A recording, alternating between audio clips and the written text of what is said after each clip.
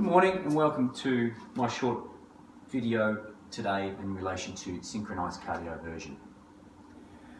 So basically what we want to do here is we want to deliver a timed shock on the R wave within the QRS complex. This avoids during the most relative refractory portion of the cardiac cycle at the T wave, where if a shock was delivered at that appropriate time, we can get what's called an R on T, and then the patient from there would go into a VF and then in a rest. Synchronized cardioversion is for the severely compromised patient with cardiac output. So pulsatile VT, SVT, atrial fibrillation and atrial flutter. So what we'll do is, contraindications for this would be if somebody is in ventricular fibrillation, as in VF, or they have pulseless VT, and under those guidelines you would be going straight into your cardiac arrest protocol CPGs as per FDA. The other is a dysrhythmia that has adequately perfused within the patient. So what we need to do is, we're going to say that this person has atrial flutter, the cardiac output, they're compromised.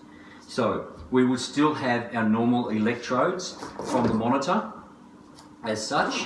We would still attach those onto the patient as we normally would place them.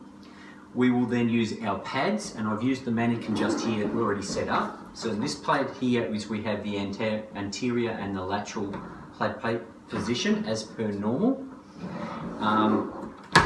This pad here has a large thing in the middle. In Ambulance Victoria, we have what's called feedback pads, for, which we use for ours. What we need to do, so we need to actually explain to the patient what is happening. Most importantly, we need to have gained IV access. We need to ensure that we pre-plan, so pause and plan before we do anything, vitally important. So we're going to plan ahead for the worst case scenario.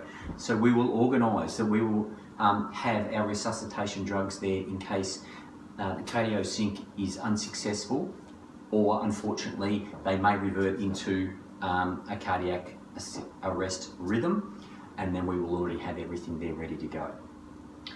So we would have placed out there just additional airways, we have a BVM, we'd have a laryngoscope, we'd have an ETT tube just in case, and two different sizing, and we would have drawn up our adrenaline and amiodarone, depending on your service, whatever's may be needed, just in preparation. We consider what we need to do here, we consider what sedation we might need. So what we're doing is we are still delivering an electrical current to this patient. And you imagine you touch a barbed wire fence and the shock that you get. So we're going to increase that amplitude here. So in Ambulance Victoria, I'm going to use the Ambulance Victoria protocols. So once we have placed our pads in position and we have done all that, so we're going to consider our sedation, or our procedural sedation. So we're going to go with midazolam, 1 to 2 milligrams, and then 50 micrograms of fentanyl. So we just want the person to be in that nice, comfortable state that's easily rousable, that will make it more comfortable for them. We will have nasal prongs on. We want to make sure that they're well oxygenated at this stage, and we leave that on, and we want to make sure they're well pre-oxygenated before and afterwards.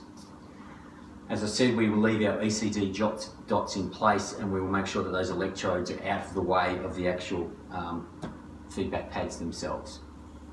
We'd consider other causes, is this the cardiac output, is it decreased because maybe of hypovolemia, something that we can see. If it's a paediatric, in Ambulance Victoria we must consult for all paediatrics. We'll then also consider down the track, and I'll explain, if it is unsuccessful, we'll go back and start from the start, and we can have a look at our electrodes, we'll have a look at our pad placement. Are they all in the right spot? We'd confirm the R wave and the sync as displayed, which I'm going to explain, and then we can go and look at an alternative pad placement, which would be the anterior posterior. So instead of, we would move the lateral side round to the back. Okay, so we've decided we're going to go ahead with all of this. We've got our IV access. We've explained to the patient that what we're going to do is we're going to give them a little bit of a sedative just to help relax them and calm them down. We are going to deliver a kilojoule or joules electrical current through these pads, and they may feel a sight from those. We will give our sedation as required and give that a little bit of chance to actually take effect. While we're doing that, we will turn our monitor on. So once we've turned our monitor on, and I can't do it because I actually don't have the feedbacks that I can fit into it, but we will turn our monitor on as such. Now, in Ambulance Victoria, we use the Zoll series, which is an excellent monitor. Once it is confirmed, if you look down at the menu labels here on the left-hand side, you will see the button that says sync. So what we do is we actually will turn on that sync button. By pushing that, it actually will come up that it is actually in sync mode. Once we have done that, and there is actually a rhythm that is there that we can see, we'd actually go to this diagram here. So with this diagram, I've just taken a little bit of a snapshot from a Zoll. We're looking at the rhythm that is going.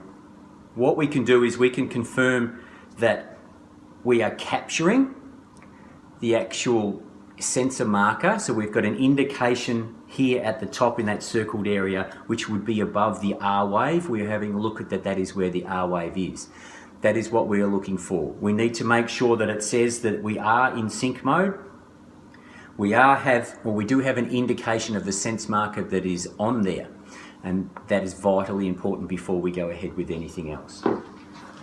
Once we have determined all of that, we would then go to the monitor itself again, and as per normal, we would then look for the energy select. We would actually change, and we will change the energy select. So Ambulance Victoria here, for the first cardio version, we would use 150 joules. Once we have done that, we will charge up. When we are charging that, again, we want to make sure safety, that the area around the patient is safe, you are safe, and you verbalise quite loudly that everybody needs to stand clear at this stage. Make sure everybody is, verbalise everyone stand clear, and inform the patient. And then you will hold the shock button and you will deliver the shock. Now you will hold that until you will hear a tone, and also the monitor screen itself will actually come up with the shock is delivered. At that stage, we will then look at the monitor to see, have we been successful in actually the cardio version back into a more acceptable rhythm for that patient, and we can check. If we have not, we go back and again we'll do the same process. So the same process again, saying to the patient, we need to then have a look and see how our sedation is. Do we need to maybe give a little bit more sedation? Explain what is happening. Communication is vital to explain what is happening. You need to always remember to turn your sync button on again. For every synchronized cardio version, you must turn the sync button on each and every time. It doesn't automatically keep it in that mode when you've got it. Turn the sync button on again. We need to make sure that we can visualize on the screen that we do have the words, that the sync is actually in synchronized mode. There is also a light that illuminates at the top. We also want to make sure that now the monitor is displaying that we are able to capture the R wave. Once all that is done, to deliver our second shock, in Ambulance Victoria, we use the same 150 joules, so you will get your energy, joules select, and you will dial to 150 again. You'll make sure and verbalise to everybody stand clear, explain to the patient that you're going to deliver the shock, and you will then push and hold the shock button when it is safe and you have verbalised everything, again until you hear the beep and you can actually see a visual display on the monitor that says it has been delivered. Go back over and check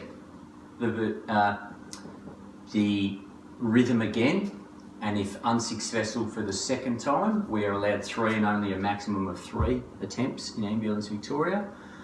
We would repeat the same again, but for this we will dial up to 200 joules for our third. Again, visualise everything. We need to make sure there is clear communication between you, the patient, your partner and anybody else that may be there. Safety is a key.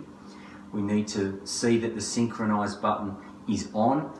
We can see that it is capturing the R wave where we need to minimise the chance of within that refractory period. We explain what is happening, and as with everything, you will always wear your appropriate PPE. You must, no matter what you do, always wear gloves, wear protective goggles in any case. Thank you. I hope you enjoyed this short segment and you've learnt something in relation to cardio synchroversion. Thank you very much.